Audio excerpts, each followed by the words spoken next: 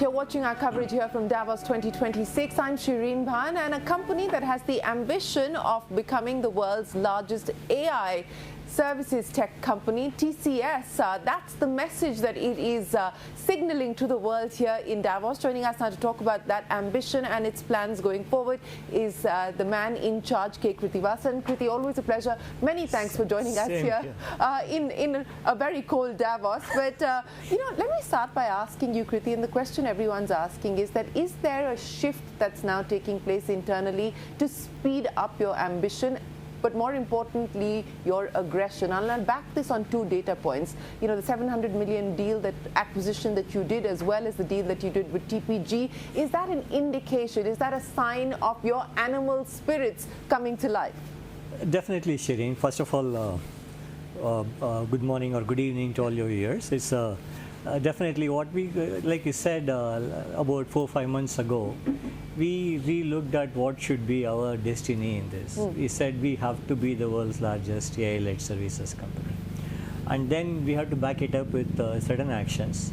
And we defined 5 pillars towards that. One, obviously, is how do you transform ourselves internally? How do we transform the services? How do we transform what we do for our customers? And the 5th pillar is how do we broaden our scope in the overall ecosystem? So that's where our interest in both building capability at speed and scale through mergers and acquisitions, and also expanding the play with the AI data center, by which we are able to provide end-to-end capability to our customers. That's what we call infrastructure to intelligence. To our customers, we can service them across all layers of AI. We have offerings to them if they want infrastructure, if they want hardware design, if they want model as a service, if they want agentic capability or experience, right? So we can provide end-to-end. So that's the underlying philosophy through which we are approaching it, and that's what you are seeing some of the initial actions that we have taken. So this ambition of positioning yourself as the world's largest AI tech services company, I mean, who is currently the largest, and who do you displace to become the world's largest? I mean, what does this mean exactly? See, that's the reason. I don't know who is the largest, but everybody is at it, and everybody is trying to be a pioneer. But we believe that setting a goalpost and vision for us will drive us every day. And more importantly, if you look at compared to year before, last year, there was still a lot of people wondering, where is AI going? Is it delivering real business benefit? And this year, there's a very distinct shift. I'm just trying to understand, when you talk about the world's largest, what is the metric? I mean, it's clearly not going to be people, revenue. I mean, what are we talking about? This is the question. See, we defined 5 pillars. Within 5 pillars, there are a number of sub-activities or sub-tasks we have defined for ourselves. So we'll keep measuring at each one of them for our internal purpose. But first time last quarter, we also declared what is our AI revenue. Yeah.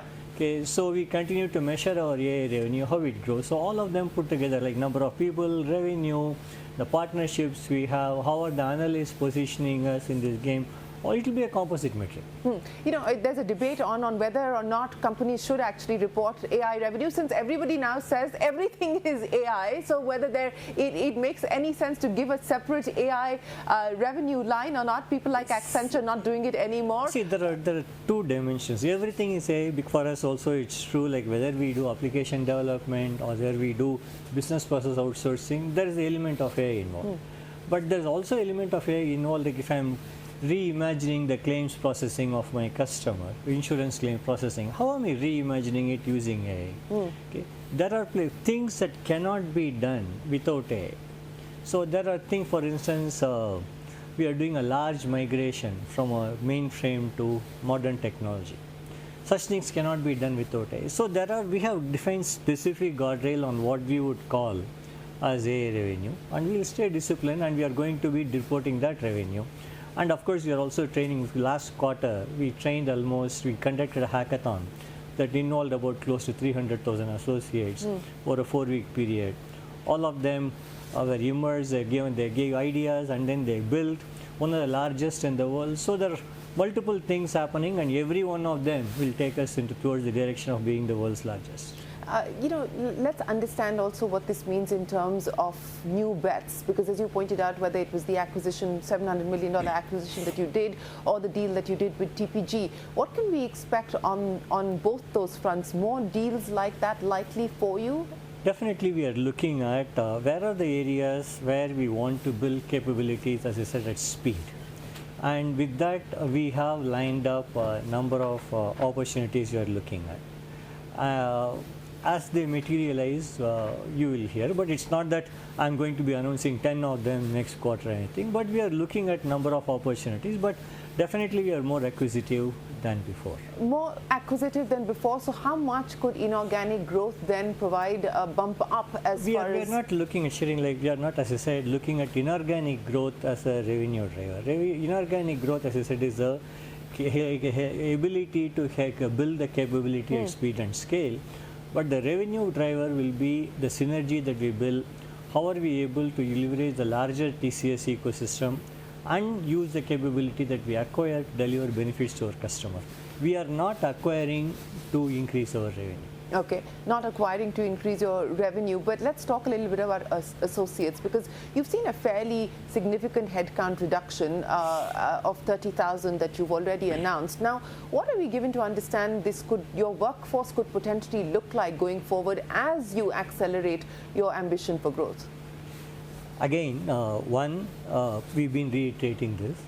AI is not taking away the jobs at this time. We are continuing to find, in fact, we look at what we are doing in the market. As much as you see our headcount reduced, by previous quarter it went down, I think, by 20 and now by 10. But otherwise, we have been hiring a lot in the market.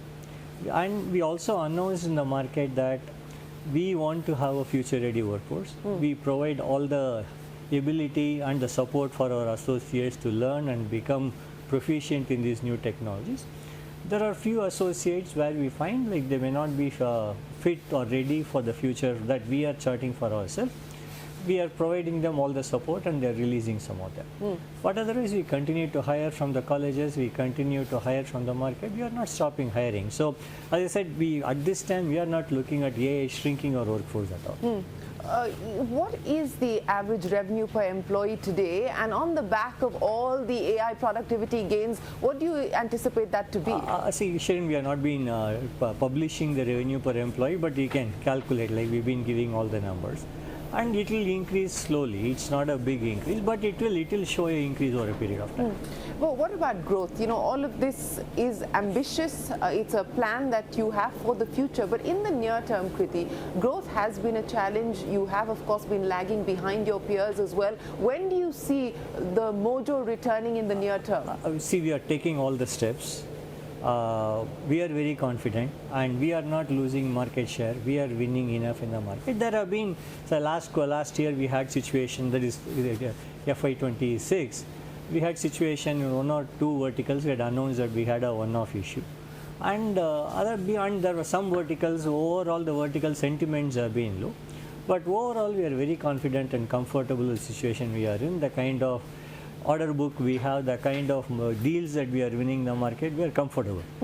So let me end by asking you, in this pivot that you're making, where do you believe you find yourself today? And at the end of this calendar year or of the financial year, next financial year, where do you believe you will be positioned in terms of outcomes that you can share with us? I don't want to put an outcome at this time, but as I said, we have definitely made a significant progress towards our journey to be the world's largest AI-led services company. Okay. That will be visible for you. That will be visible a year down the line. Absolutely. That you're committing to. Yes. Okay. Absolutely. Krithi, always a pleasure. Many thanks for joining us here in Davos on CNBC-TV18, and we look forward to hearing more from you as you unveil more of your plans on this effort going forward. Thanks very much for your time. Take care. Bye-bye. Good to see you. Well, with that, it is time for us to take a quick break. The conversations will continue. Don't go anywhere. Back in a moment with plenty more. Stay tuned.